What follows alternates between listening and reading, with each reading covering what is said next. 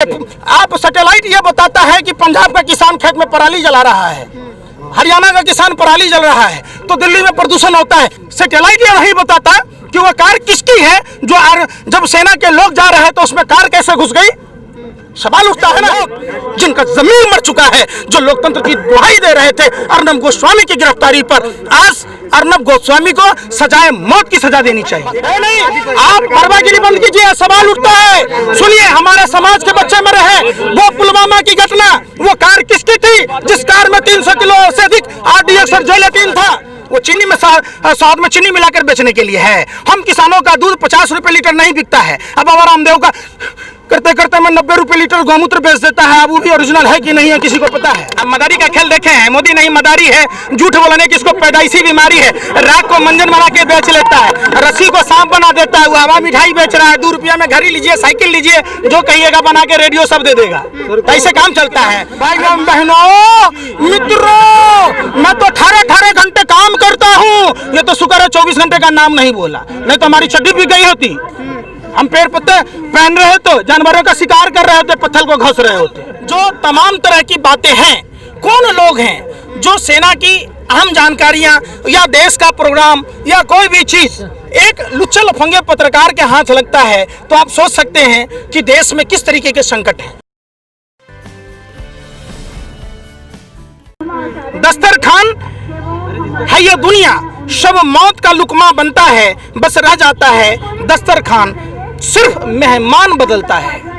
आज जो देश में हालात हैं ये सटीका बैठता है। जब 2014 से पहले नरेंद्र मोदी जी अपने एक से एक लोक लुभावन नारों के लिए जाने जाते थे, जो कहते थे बहुत हुआ नारियों पर अत्याचार, अब की बार भाजपा सरकार, अब बहुत हुई महंगाई की मार, अब की बार भाजपा सरकार, बहुत हुई किसानों पर अत्याचार, अब की बार भाजपा सरकार, किसानों की आय दुगुनी करने की बात करते थे।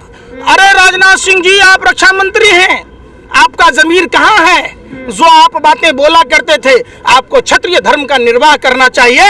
आज 50 से अधिक दिन किसानों के हो गए खुले आसमान के नीचे ठिठुरती ठंड में सड़कों पर आंदोलन कर रहे। आप 3 दिन में घबरा रहे थे, 3 दिन में आपकी बेचैनी बढ़ रही थी, और आज 50 से अधिक दिन होने के बावजूद आपका दिल नहीं पसीज रहा। आप कितने पत्थर दिल इंसान हैं। कम से कम अपने नेता नरेंद्र मोदी जी से तो कहते। राजनाथ सिंह आपको कह रहे हैं कि 1-2 साल इस कानून को लेकर देख लीजिए, तो क्यों नहीं देख रहे? एक बार देख लीजिए, क्या पता। आप पत्रकारिता करते हैं कि भाजपा IT सेल की तरह भाजपा की दलाली कर रहे हैं। राजनाथ सिंह जी कह रहे तो ये दिखाई दे दिया, और राजनाथ सिंह जी जो बोले थे 3 दिन के आंदोलन में, वो आपको नहीं दिखाई दिया। आप सवाल पूछा कभी राजनाथ सिंह जी से? क्या उनकी 3 दिन में दिल का दौरा बढ़ रहा था, धड़कन बढ़ रहा था? अभी 60 दिन में धड़कन बंद हो गया। आप लोग सुनिए, देखिए, लोकतंत्र का चौथा स्तंभ कहा जाता है मीडिया। अभी आपने अर्नब गोस्वामी का भी देखा होगा, देखा ना, तो सवाल उठता है ना लोकतंत्र पर। लोकतंत्र में जो आस्था रखने वाले लोग हैं, मीडिया के किसी भी साथी पर भरोसा करेगा? आप समझिए, अंधभक्तों को वापस अपने वो ऐसा जाम पिलाएगा, राम राज का झांसा देकर रावण राज चलाएगा। आपका विरोध जो है इन कृषि कानूनों से है, जो सिर्फ केंद्र सरकार वापस लेगी, तो बाबा रामदेव का क्यों बहिष्कार कर रहे हैं आप लोग? वाह वाह, मान गए आप इतने बिके हुए पत्रकार हैं उस हमारे कुत्ते की तरह, जो होटल के बाहर ये इंतजार करता है कि मालिक का बोटी खा के फेंकेगा, हड्डी को कुतरेंगे। अरे बाबा रामदेव, 7 साल पहले एक षड्यंत्र चलाया गया था देश में, दिल्ली के रामलीला मैदान से। वो अन्ना हजारे, मैं गया था उनके घर पर, उनसे पूछने गया था कि कुंभकर्ण 6 महीने के लिए सोता है, आप 7 साल से चुप हैं। अन्ना हजारे ने जी बहाना किया, उन्होंने कहा मेरी उम्र 84 साल हो गई, मेरे जीवन का अंतिम आंदोलन होगा। कहाँ है अन्ना हजारे जी? आपसे मिलने के बाद आपने किसानों के आंदोलन को समर्थन किया। जिस अन्ना आंदोलन के बाद मोदी सरकार तख्ता पर आई, तो सवाल अन्ना हजारे पर उठेगा ना। सवाल फिर सुनिए पत्रकार महोदय, इतना भी आप पत्रकारिता कर रहे, अपना जमीर मत बेचिए। सवाल उस 2.25 आंख वाला बाबा रामदेव पर भी उठता है, जिसने सवाल पे पहल के शलवार पहनकर रामलीला मैदान से भागा था।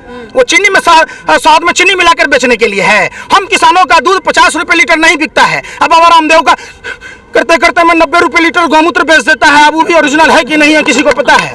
आप समझिए, आप ये बरगलाइए मत, सवाल पूछिए तो सवाल आप सरकार से पूछना होता है। जो सत्ता में लोग होते हैं सवाल उससे पूछा जाता है। हम किसान के बेटों से सवाल पूछ के क्या कीजिएगा आप? एक बार सुनिए, बाबा रामदेव को अन्ना हजारे को आंदोलन करने दिया गया ना रामलीला मैदान में, तो ये आप सवाल क्यों नहीं पूछे सरकार से कि देश के अन्नदाता किसान भाई 50 से अधिक दिन हो गए सड़कों पर, आज भी ठिठुरती ठंड में कितने शहीद हो गए। ये मौत नहीं, ये हत्या है। इसका सीधा जवाबदेही मोदी सरकार को जाती है। पुलवामा घटना के बारे में जानकारी होता है।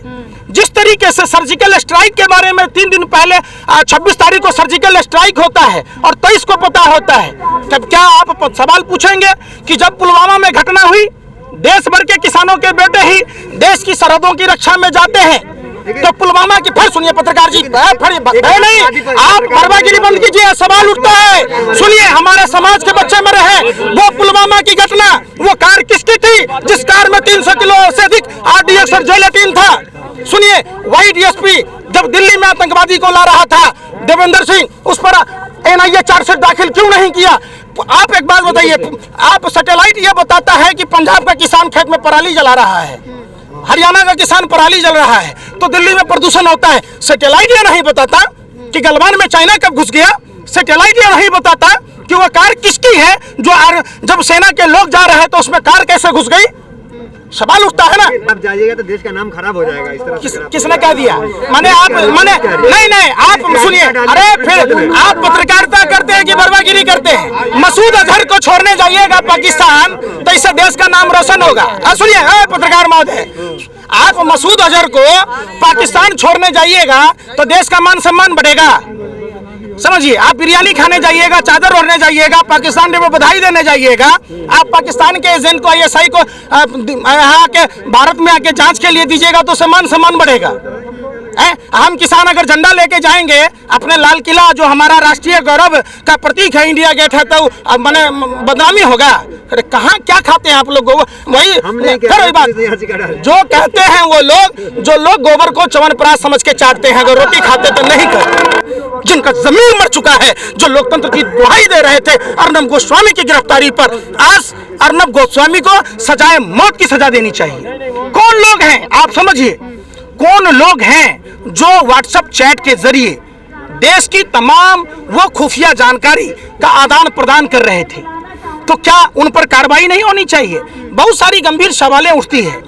ये कैसे पता हुआ कि अर्नब को कि कश्मीर में आर्टिकल 370 खत्म करने की केंद्र की कवायद की जानकारी विपक्ष से पहले थी।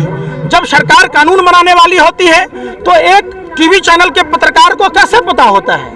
सरकार में है, चुनी हुई है, कानून बनाने का अधिकार है, लेकिन आम जनमानस से पूछना उसका नैतिक कर्तव्य है। जो भाजपा अपने सदस्यता अभियान में नंबर जारी करती है, जो भाजपा CA NRC में नंबर जारी करती है, जो भाजपा कोरोना आपदा को अवसर में बदलने के लिए ताली थाली पिटवाती है, 40 साल पूरे होने पर दिया टॉर्च मोमबत्ती जलवाती है, जो आसमान से फूलें बरसाती है, उस भाजपा को ऐसी कौन सी आग लगी थी जब देश पूरा कोरोना में बंद था तो 5 जून को ये काला अध्यादेश लाना पड़ा? ऐसी कौन सी माने विपत्ति पड़ी थी? जो सवाल पूछा जा रहा है ना, कौन है संदीप पात्रा? फर्जी डॉक्टर भुवनेश्वर में जाता है चुनाव में तो धोती या कुर्ता पहन के बैठ जाता है। अरे निकम्मे निठल्लो, बेशर्मो निर्लज्जो, यहाँ किसान आंदोलन में तो आया होता, वो धोती या गमछा चंदन लगा के यहाँ भी तो बैठ जा। अरे वो 12 हिंदू राव का डॉक्टर है जिसने महिला के साथ क्या किया था आपको भी पता होगा। जब नोटबंदी था 66.5 लाख रुपया, 500,000 रुपए के नोटबंदी में उसने बगैर नॉन बैंकिंग एक्ट के तहत जो फाइनेंशियल कंपनी चलाया था उसमें निकला। संदीप पात्रा वही इतना बड़ा पनौती का टीम का गैंग है जिसने जब गुजरात गैस लिमिटेड ONGC जैसी नवरत्न कंपनी में टेकओवर करा के 27 लाख रुपया महीने का पैकेज ले रहा था। आपने तो सवाल ही नहीं पूछा। आप लोग पत्रकारिता नहीं करते, आप लोग सरकार के आगे मुजरा गाते। ऐसे नहीं काम चलेगा, आप सवाल पूछना शुरू कीजिए। सुनिए, समर्थन नहीं आ रहे हैं डेली, परंतु हम ये भी देख रहे हैं कि सरकार जब आपने 9 दौर की वार्ता कर ली तो सरकार क्यों सुनने को राजी नहीं है? अब मदारी का खेल देखे हैं, मोदी नहीं मदारी है, झूठ बोलने की इसको पैदाइशी बीमारी है। राख को मंजन बना के बेच लेता है, रस्सी को सांप बना देता है, वो हवा मिठाई बेच रहा है, 2 रुपया में घड़ी लीजिए, साइकिल लीजिए, जो कहिएगा बना के रेडियो सब दे देगा। तो ऐसे काम चलता है। अरे माननीय एक बात बताइए, 9 दौर के बात करने की जरूरत क्या है? 1 मिनट में बात होता है, यस और नो। आप समझिए, कानून को मोदी सरकार विड्रॉल कर ले। ऐसा कौन सा मोदी जी को आग लगी हुई है कि मोदी जी जबरदस्ती किसान को अमीर बनाना चाह रहे? जो आदमी जिसका मांग भरा उसको नहीं अमीर बना पाया, उसको सुखी नहीं रह पाया, तो 135 करोड़ आबादी को सुखी रखेगा? आप हमको समझा रहे हैं? हम लोग रोटी खाते हैं, हम लोग गोबर को चमनप्राश समझ के नहीं चाटते हैं और मूत्र को अमृत समझ के नहीं पीते हैं। कुत्ता भी रोटी खाता है तो मालिक के सामने दुम हिलाता है, मालिक का वफादारी करता है। और ये लोग तो कुत्तों से भी गए गुजरे हैं जो नहीं सुन रहे हैं। एक बात बताइए, जो अन्नदाता किसान भाई ठंड में, गर्मी में, बरसात में, इनकी उम्र क्या थी घर में बैठने की? इनकी उम्र क्या थी घर में बैठने की? इनकी उम्र देखिए घर में बैठने की थी, इनकी उम्र देखिए घर में बैठने की थी। शौक लगा हुआ है कि मोदी जी की भाइयों बहनों मित्रों, मैं तो 18 घंटे काम करता हूँ। ये तो शुक्र है 24 घंटे का नाम नहीं बोला, नहीं तो हमारी चड्डी भी गई होती। हम पेड़ पत्ते पहन रहे तो जानवरों का शिकार कर रहे होते, पत्थर को घस रहे होते। बड़ी जवानी में भीख मांगा जाता है, बुढ़ापा में क्या झक मराने के लिए काम करेगा? जब जवानी हट्टा कट्टा था किया ही नहीं। आप कैसी बात कह रहे?